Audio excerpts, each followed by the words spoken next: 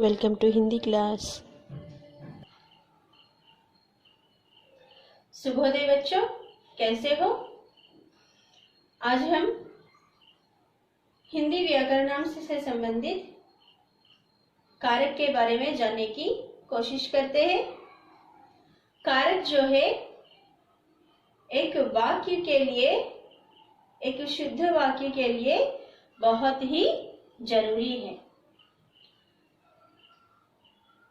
अगर कारक में एक वाक्य को, आप सबको पता है, एक वाक्य में कई प्रकार के शब्द उपयोग करते हैं, तो उन शब्दों को एक से दूसरे का संबंध क्या है जानने के लिए हम जिसका यूज करते हैं, जिसका उपयोग करते हैं, उसे हम कारक कहते हैं। तो आज हम उसी कारक के बारे में जानने की कोशिश करते हैं। देखो, कारक की परिभाषा यहाँ पर मैं लिखी हूं। परिभाषा यानी डेफिनेशन, संज्ञा या सर्वनाम के जिस रूप से संज्ञा शब्द हो या सर्वनाम, जो कोई भी शब्द क्यों ना हो, जिस रूप से, जिस तरह से उपयोग किया जाता है, उसका संबंध वाक्य के दूसरे शब्दों के साथ, संज्ञा या सर्वनाम का संबंध वाक्य के उस सेंटेंस में दूसरे शब्दों के साथ, दूसरे शब्द, एक वाक्य में कई प्रकार के शब्द हम उपयोग करते हैं, तो एक वाक्य में एक शब्द का संबंध दूसरे शब्द से क्या है, एक शब्द का दूसरे शब्द से कौन सा संबंध है, यह जानने के लिए जिससे जाना जाता है उसे हम कारक कहते हैं। जैसे कि फॉर एग्जाम्पल, राम रावण मारा। राम रावण मारा। मारना जो है एक क्रिया शब्द है, वर्ब, लेकिन मारना जो काम है वह किसने किया? राम ने किया या रावण ने किया? कुछ पता नहीं चल रहा, क्योंकि अभी मैं जो सेंटेंस बताई हूं, राम रावण मारा। राम एक संज्ञा शब्द है, रावण एक संज्ञा शब्द है, मारा एक क्रिया है। दोनों संज्ञा शब्द है, लेकिन काम किसने किया है, मारने का काम किसने किया है, पता नहीं चलता। उस बात को जानने के लिए ही हम कारक चिन्हों का उपयोग करते हैं। अभी देखो, राम ने रावण को मारा। राम ने रावण को मारा मतलब क्या है? राम ने रावण को मारा। यहाँ पर कुछ भी नहीं है ना, तेलुगु में मैं बताती हूँ आपको। ఒక వాక్యంలో ఉపయోగించేటువంటి పదాలు ఏవైతే ఉంటాయో, ఎన్నో పదాలతో మనం ఒక వాక్యాన్ని రచిస్తాం. సో ఆ పదాలు, ఆ వాక్యంలో ఒక పదంకి ఇంకో పదానికి ఉండేటువంటి రిలేషన్ ఏంటనేటువంటిది మన కారక విభక్తుల ద్వారా తెలుసుకోవడం జరుగుతుంది. రాముడు రావణుడు చంపాడు. రాముడు రావణుడు చంపాడు అంటే ఎవరు చంపారు ఏంటో తెలీదు. రాముడు రావణుడిని చంపాడు అంటే ఇక్కడ విభక్తులు ఏవైతే మనం తెలుగులో చెప్తూ ఉంటారో, విభక్తులు అనేటువంటివి, వాటి ద్వారానే ఒక రిలేషన్, స్పెషల్లీ క్రియతో వేరే పదానికి ఉండేటువంటి రిలేషన్ ఏంటో మనం తెలుసుకోవడానికి कारक విభక్తులు ఉపయోగిస్తాం. तो आज हम कारक के बारे में जानने की कोशिश करते हैं। देखो एक बार फिर से डेफिनेशन, संज्ञा या सर्वनाम के जिस रूप से, संज्ञा शब्द हो या सर्वनाम शब्द हो, जिस रूप से उसका संबंध वाक्य के दूसरे शब्दों के साथ, ये देने वाले అయితే వేరే వర్డ్స్ తో రిలేషన్ తెలియజేస్తాయో उसे हम कारक कहते हैं. उदाहरण, फॉर एग्जाम्पल, गोपाल ने लकड़ी से बंदर को मारा. गोपाल ने, फॉर एग्जाम्पल, कारक विभक्ति यहाँ पर निकाल देते हैं. अभी देखो, गोपाल एक संज्ञा शब्द है, लकड़ी वुड एक संज्ञा शब्द है, बंदर मंकी एक संज्ञा शब्द है। संज्ञा संज्ञा संज्ञा। और यहाँ पर मारा, मारना मतलब क्या है, टू बीट, ये एक क्रिया शब्द है। तो क्रिया के साथ क्या संबंध है? मारना जो काम है किसने किया? गोपाल ने किया, लकड़ी ने किया या बंदर ने किया? ఇక్కడ గోపాలు లక్కడి और బందర్ మూడు కూడా క్రియా సంజ్ఞా శబ్దం, కానీ క్రియ అనేటువంటిది మారణ, కొట్టడం అనేటువంటిది క్రియ.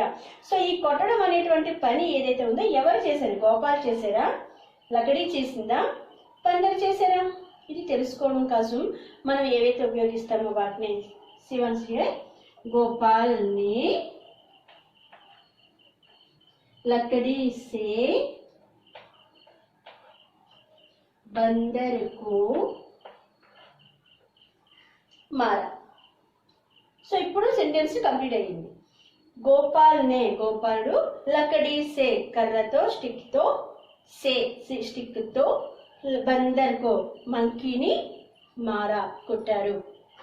సో ఈ సెంటెన్స్ కరెక్ట్ గా రాయగలిగాము అంటే, దీని కరెక్ట్ మీనింగ్ వచ్చిందా అని అంటే అవి కేవలం कारक विभक्తుల వల్లే. ఓకేనా? हिंदी में कारक 8 प्रकार के हैं. हिंदी में कारक, హిందీలో కూడా మనకి कारक 8 టైప్స్. అవి ఏంటి ఇక్కడ చూద్దాం మనం. విభక్తి,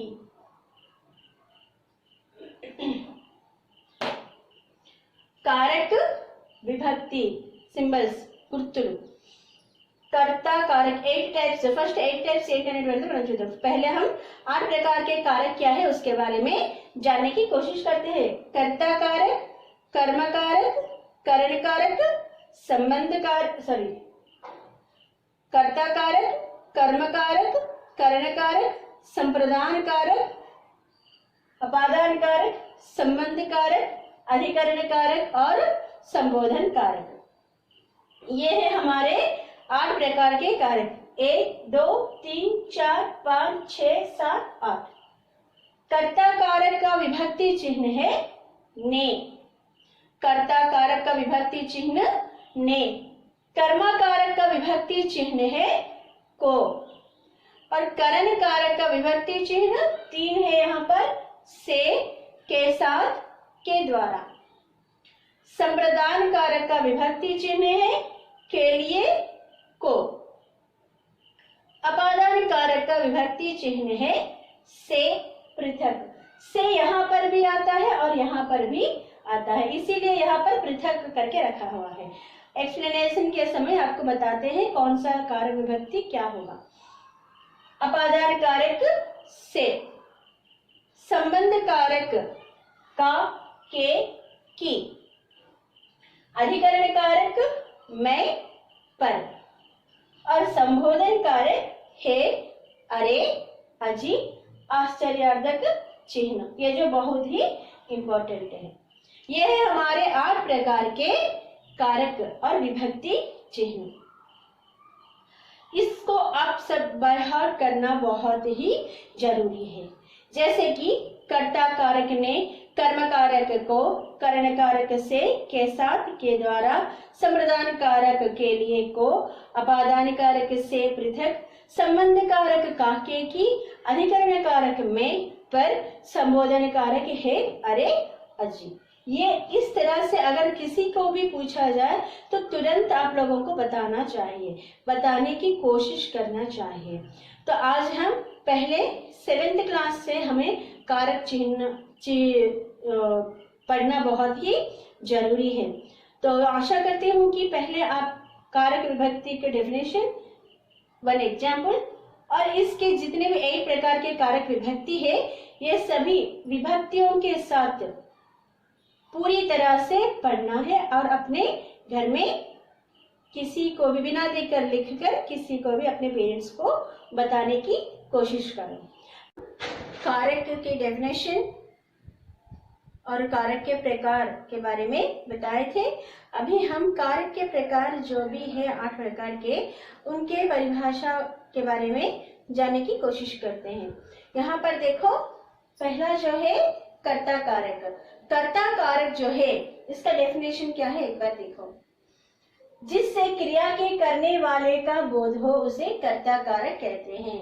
जिससे, जिस शब्द का प्रयोग करके हमें यह पता चले कि क्रिया का कार्य करने वाला कौन है, उसे हम कर्ता कारक कहते हैं। క్రియని చూసి ఆ క్రియ ఎవరైతే చేస్తున్నారో వాళ్ళే कर्ता। जैसे फॉर एग्जाम्पल, गीता ने पुस्तक पढ़ी। गीता ने पुस्तक पढ़ी, पढ़ना रीडिंग ఎవరు చేస్తున్నారు? గీత। సో गीता ने, సో गीता ఇక్కడ कर्ता कारक। उसी तरह कर्म कारक, जिस व्यक्ति या वस्तु पर क्रिया का फल पड़ता है उसे कर्म कारक कहते हैं। जिस व्यक्ति हो या वस्तु हो, कोई भी हो सकता है या कुछ भी हो सकता है, जिसके ऊपर क्रिया का फल पड़ता है उसे हम कर्म कारक कहते हैं। అంటే ఏ వ్యక్తి అయినా కావచ్చు, వస్తువు అయినా కావచ్చు, క్రియ యొక్క ఫలితం ఎవరిపైన అయితే పడుతుందో, ఎవరికైతే ఎఫెక్టివ్ అవుతుందో అది कर्म कारक। जैसे कि फॉर एग्जाम्पल, सीता ने बिल्ली को मारा। सीता ने मारा, मारना जो काम है కొట్టడం అనేటువంటిది సీతానే కియా, సీత చేసింది। పని ఎవరైతే చేస్తారో ఫస్ట్ మనం చెప్తున్నాం कर्ता कारक। किसे मारा? बिल्ली को मारा అంటే ఎవరిని కొట్టింది? పిల్లిని కొట్టింది, క్యాట్ ని కొట్టింది। సో అక్కడ ఎఫెక్ట్ ఎవరి పైన పడింది అని అంటే బిల్లి పైన పడింది। సో ఇక్కడ బిల్లి को मारा, బిల్లి అనేటువంటిది कर्म कारक। ఇక్కడ కారక విభక్తి को వచ్చింది। ओकेना। नेक्स्ट करण कारक। करण कारक किसे कहते हैं? जिससे क्रिया के साधन का बोध हो उसे करण कारक कहते हैं। साधन मतलब क्या है? एक काम करने के लिए जिसका उपयोग हम करते हैं, जिसकी सहायता हम लेते हैं, उसे हम करण कारक कहते हैं। कोई भी काम क्यों ना हो, हम किसी न किसी की सहायता लेना बहुत ही जरूरत होता है। जिसकी सहायता हम लेते हैं उसी को हम करण कारक कहते हैं। जैसे कि फॉर एग्जाम्पल, वह चाकू से फल काटता है। वह एक सर्वनाम है। वह अतडु आमे ఎవరైనా కావచ్చు। वह चाकू से, చాకుతో फल काटता है। फल फ्रूट ని కట్ చేస్తారు। సో ఫ్రూట్ కట్ చేయడానికి దేన్ని ఉపయోగిస్తున్నారు అంటే చాకు। సో ఉపయోగ హెల్ప్ తీసుకుంటున్నారు। సో చాకు करण कारक, विभक्ति से।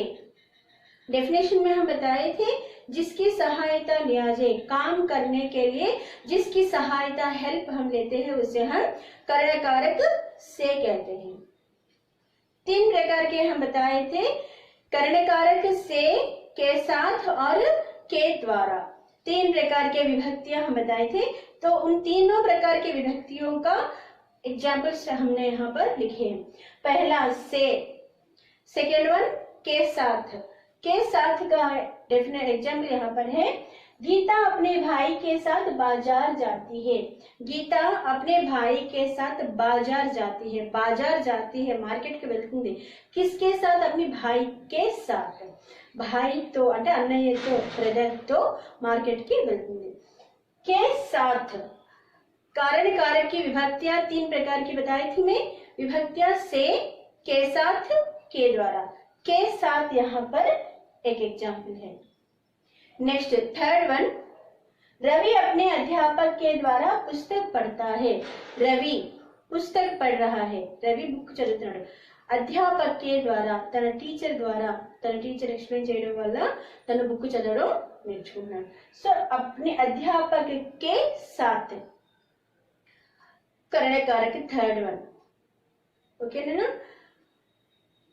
कर्ता అంటే ఏంటి, कर्म అంటే ఏంటి, करण అంటే ఏంటి? कर्ता कारक किसे कहते हैं? जो काम करता है उसे कर्ता कहते हैं। उसका विभक्ति चिन्ह ने। काम करने का फल जिस पर पड़ता है, क्रिया का फल जिस पर पड़ता है उसे कर्म कारक कहते हैं। उसका विभक्ति चिन्ह को। थर्ड वन, काम करने के लिए जिसकी सहायता लिया जाता है उसे करण कारक कहते हैं। करण कारक का विभक्ति चिन्ह है से, के साथ और के द्वारा। ये है हमारे 3 प्रकार के कारक विभक्ति, और बाकी के भी हम अभी लिखेंगे। आज हम कारक के बारे में, कारक के अंतर्गत परिभाषा और कारक के प्रकार, 8 प्रकार के कारक विभक्ति चिन्हों के बारे में बताए थे, और उन 8 प्रकार के विभक्ति चिन्हों में से हम 3 प्रकार के कारक के बारे में उदाहरण के साथ परिभाषा बताई थी।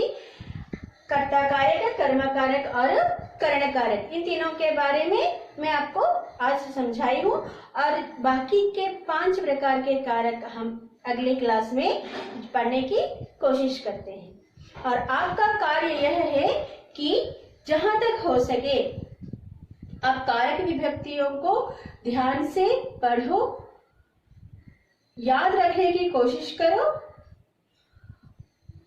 और बिना कोई गलती, कोई भी किसी भी प्रकार की गलती ना हो, इस तरह से पढ़कर लिखने की कोशिश भी करो, ताकि तुरंत हम कारक विभक्तियों को, चिन्हों को तुरंत जल्द से जल्द पहचान सके। तो आज का क्लास अभी मैं समाप्त करती हूँ, बाकी कल मिलते हैं। धन्यवाद। Thank you for watching.